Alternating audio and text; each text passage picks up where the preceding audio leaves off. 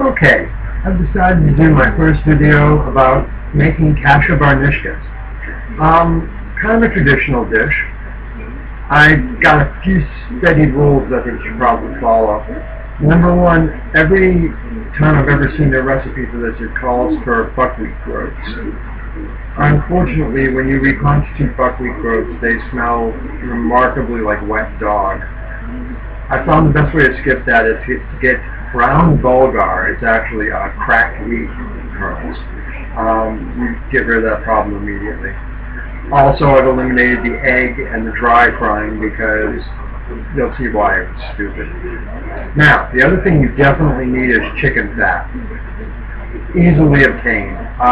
Go to any grocery store, especially a big box store like I Save a Lot. Buy a giant 5-pound bag at 59 cents or 49 cents a pound of chicken legs.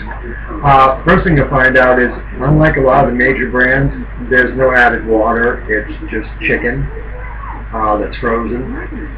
It also has an inordinate amount of skin and fat on it. This is really, really bad for you if you're going to fry it. Really good if you're making what we're about to make. Here's my best advice. Thaw it, strip off the skin and the fat, put it in the pan, set it on low, let it slowly render off. You'll get maybe a quarter cup to a half a cup of really good, useful chicken fat. Then you can take out the other pieces. They're like pork cracklings. So give them to the dog, eat them yourself, whatever. Now, yeah, I know some of you are saying, I don't have the time to do all that. You might have a point. Let me see if I can help you here. You need to go in the kitchen right now and see if you've got first pressed olive oil. While you're gone, I'll tell the folks a nice story. Once upon a time, listen to me, that person's an idiot.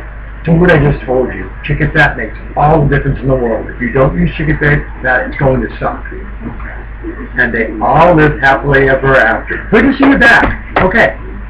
Now we're going to take onion, chop it up really fine. Not to mince, but fine cuts. At the very best, even if you use stringed onions, make those really, really thin strings.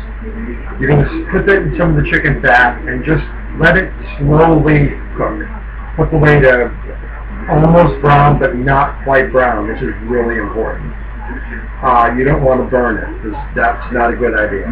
While this is happening, you're going to take about a cup of the bulgur wheat and cover it with about 2 cups of boiling water and just leave it alone. It's going to have to sit for about 20 minutes. That's how long it's going to take you to do the rest of this. At this point, when you start to see them really start to soften up the onions, you take some red and green pepper strips and you add them to the work in the pan. And again, begin to cook them down. This is not traditional. And I'm sorry, I know that this is your recipe. No, wait a minute. It's my recipe. Be adaptable. Be flexible. This is why you people can't hold on to relationships. Alright. You reduced it down. You basically cooked the seed. You can smell roasted pepper and the chicken fat and the onion all throughout your kitchen. You drain away your water from the bulgur wheat. Another pot, make a pound of boiling water, and use bow tie pasta. I'm not saying what kind of brand to buy, but buy a better brand. It comes through in the flavor. It's a great egg noodle. Don't mess with them by getting the cheap brand that's just going to kind of fall apart on you. Cook it to almost done. By that I don't mean fully al dente because it won't work. Almost done. Just about make that turn to done. Drain it.